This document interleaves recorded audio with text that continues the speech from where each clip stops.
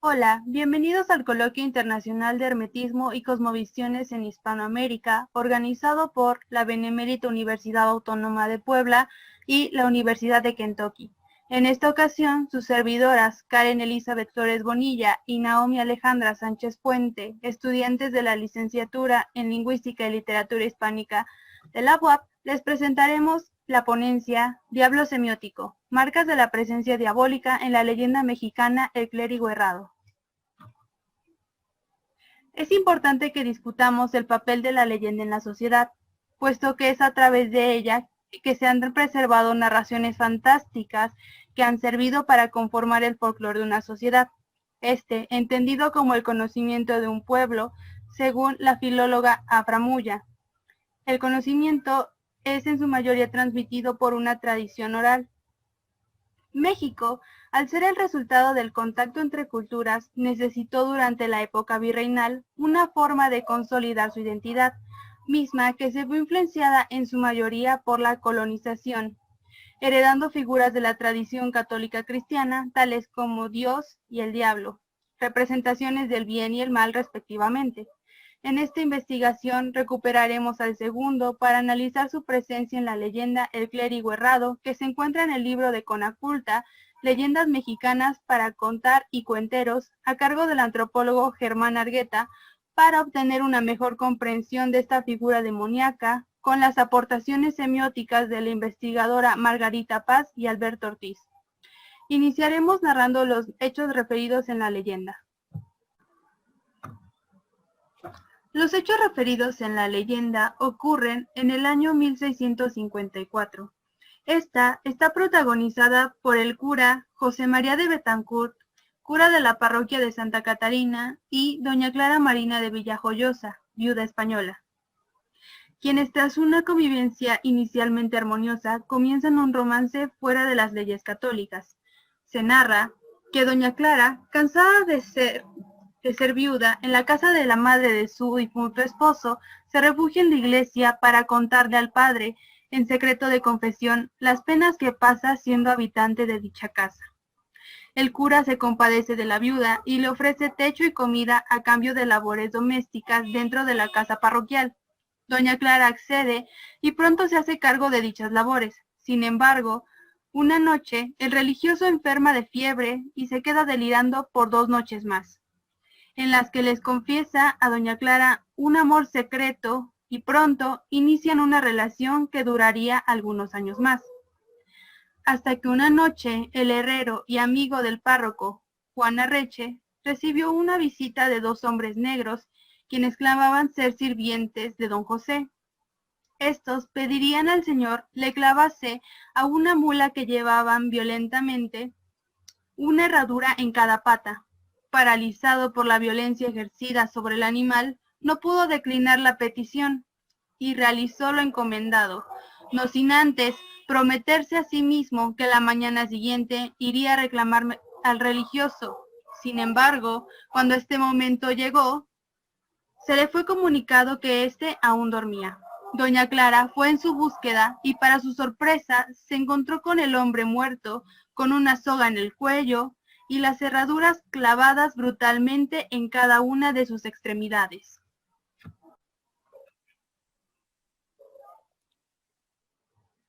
Bueno, antes de pasar al análisis de las características diabólicas presentes en la leyenda, es preciso señalar que existe otra versión de la misma, titulada La Mujer Errada. Y bueno, esta versión fue tan conocida en México desde el siglo XVIII que el escritor Vicente Riva Palacio la incluyó una centuria después en su obra Tradiciones y Leyendas Mexicanas, publicada en 1885. Pues bien, esta versión de la leyenda describe casi los mismos acontecimientos, no obstante, hay una diferencia significativa entre ambas. En la leyenda de Vicente Rivapalacios, Dios, como castigo para el clérigo, entrega a su mujer a los demonios para que convirtieran en mula, estos la hierran en vida. Por tanto, pues resulta evidente que existe una relación entre las dos leyendas. Estas dos versiones del mismo relato son consecuencia de los cambios que ha sufrido la narración con el paso del tiempo. Porque, tal como apunta la investigadora Eugenia Villa, la oralidad enriquece y distorsiona, como resultado del transcurrir histórico de la cultura. En ese sentido, las similitudes entre ambas leyendas, que son justamente las características que vamos a analizar, son la visita nocturna de 2 esclavos negros a la casa del herrero, la mula con el bozal y el castigo del hierro por la lujuria. Antes de pasar al análisis, pues solamente cabe mencionar los elementos de la leyenda que ha escrito o que reflejó Vicente Riva Palacio, y estos son el referente inmediato de la mujer como alegoría de la lujuria.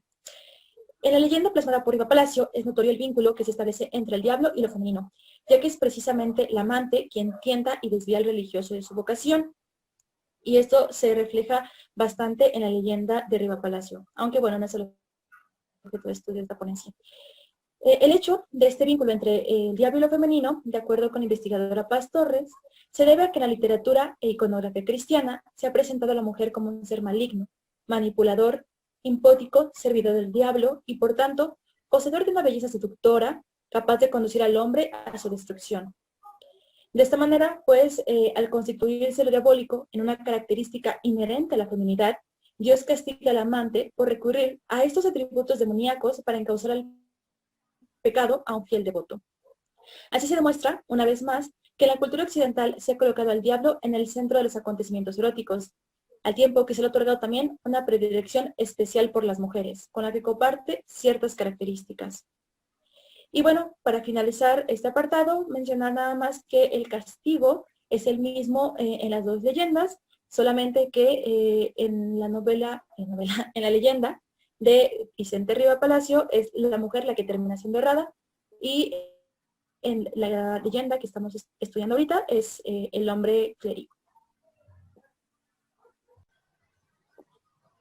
Ahora bien, al retomar los elementos diabólicos identificados en la leyenda El clérigo errado, destaca en primer lugar la figura del clérigo.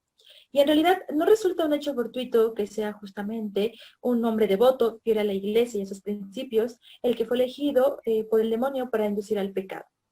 De acuerdo con Alberto Ortiz, el objetivo principal del diablo es tentar al beato, apartarlo de su vocación y del camino a Dios. En este caso, pues, utiliza el pretexto de la carne y el deseo para conseguir su control sobre el alma del religioso. De igual manera, existe otro aspecto diabólico presente en el personaje del eclesiástico, y esta es la asociación del demonio con todos los males humanos. Una asociación que se hizo, de hecho, desde la Edad Media, ya que, bueno, se le atribuyó al demonio todas las enfermedades relacionadas con los males humanos, como la peste, la aparición de la peste. Por tanto, pues cuando el clérigo cae repentinamente indispuesto, preso de calenturas y delirios, resulta evidente la incidencia del demonio sobre el cuerpo del hombre. De hecho, su padecimiento en particular da cuenta de un vínculo muy estrecho con el diablo, ya que no solo se trata de un malestar físico espontáneo, sino de un sufrimiento abrasador, más carnal, que evoca la lujuria y por ende al infierno.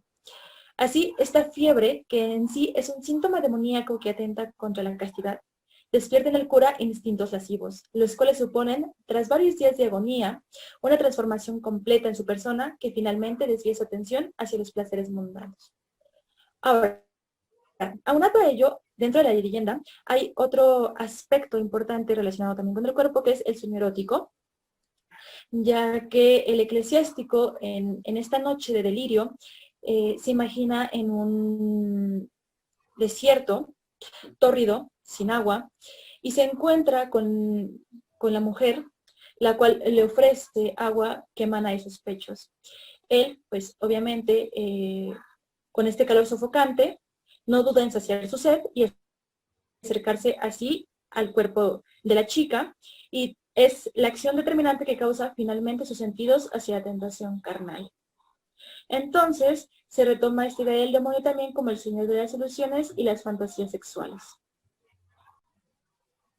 El segundo elemento diabólico identificado en la leyenda es la figura del esclavo negro. Al igual que en el apartado anterior, la elección de este personaje en concreto no es casual. De hecho, su función es evidenciar la presencia física del demonio en la casa del herrero. Ahora bien, para demostrar esto, cabe entender primero que la terrenalidad ha sido, al menos en Occidente, un factor esencial en la concepción del mal, porque el otro, ese ser tan próximo y al mismo tiempo tan desconocido, inspira recelo y una especie de terror, de tal manera que se convierte en el culpable principal de las tragedias personales y, por tanto, en la encarnación más cercana del diablo. En un sistema social, tal como menciona Alberto Ortiz, se tiende a la homogeneidad. Lo diferente en cuanto ya sea apariencia, lengua, costumbres, cosmovisión, produce confrontación, incomodidad, incluso inspira odios raciales y levanta barreras. Estas pueden ser tanto físicas como ideológicas. Así entonces, pues, en el México colonial, españoles y criollos asociaron al esclavo africano con el demonio, ya que era diferente a ellos en apariencia, lengua, religión y costumbres. Además, cabe resaltar también que el vínculo entre ambas entidades ya había sido establecido con anterioridad dentro de la tradición cristiana europea.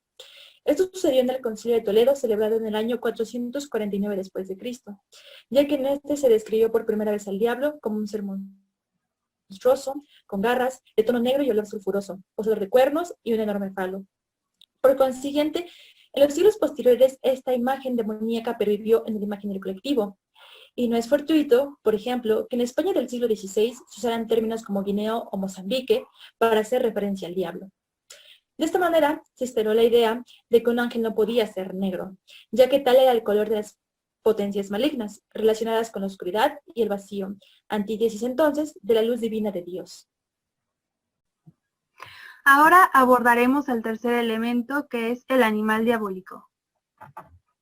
En este apartado tocaremos quizá uno de los sucesos más demoníacos que pueden estar dentro de la leyenda, porque este implica una metamorfosis, la metamorfosis nocturna por la que el eclesiástico pasa de ser humano a una mula. Sin embargo, cabe resaltar la importancia de la mula dentro de la historia de México. La mula fue introducida durante la época de la colonia en el siglo XVI, pero pronto se convertiría en el animal de carga por excelencia de este país, dado que las condiciones por las que tenía que pasar para sobrevivir, las cuales eran poca necesidad de hidratación, alimentación básica y barata y gran fuerza de resistencia, lograron de hacer de este animal uno de los animales de transporte más populares. Ahora, ¿qué es lo importante de la mula dentro de México? Si bien ha sido un medio de transporte indispensable, lo importante a resaltar en relación a la leyenda es la resignificación de la palabra mula. El cambio de significado surge dado que se le conocía así a la mujer que era en su mayoría casada y se creía que eran aquellas que podían dejar un cascarón de ellas mismas en la alcoba mientras por la noche se iban a cumplir los deseos lascivos de los párrocos. Así pues, podemos ver este cambio de significado desde 1586 en los registros procedentes de las crónicas del español Miguel Cabello, en los que evidencia el habla popular de los habitantes con respecto a estas mujeres, las mulas. Yo la mula la he oído decir que es gente, sí pues, es mujer, mujer cristiana, sino que cuando pecan con los curas, entonces se hacen mulas. Ahora, también cabe resaltar que la cuestión de la metamorfosis por la que procede el párroco tiene un papel muy importante, dado que, si recordamos, la imagen que heredamos del diablo está conformada por mitad hombre y mitad bestia. Esto es entonces que guarda una relación aún más íntima con esta figura del mal. Finalmente, analizaremos el cuarto elemento de presencia diabólica dentro de la leyenda, el cual es la herrería y su corresponsal bíblico.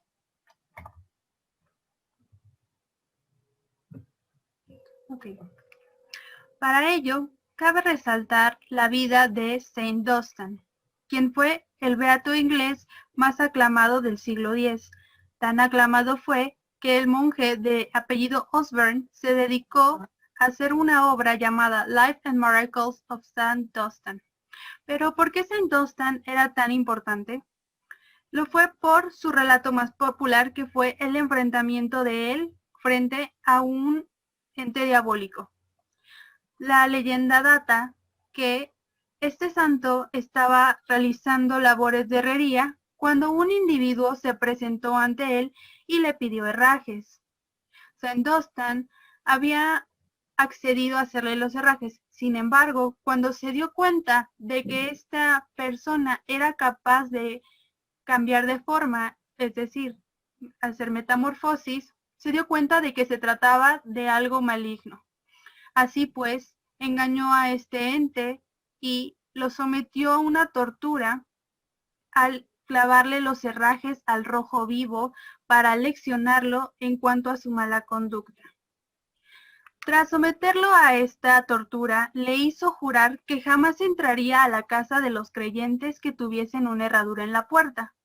Y si nos damos cuenta de esto, es lo que da pie al inicio de una creencia muy popular, la cual es colgar una herradura en la puerta de nuestras casas con motivo de la buena suerte.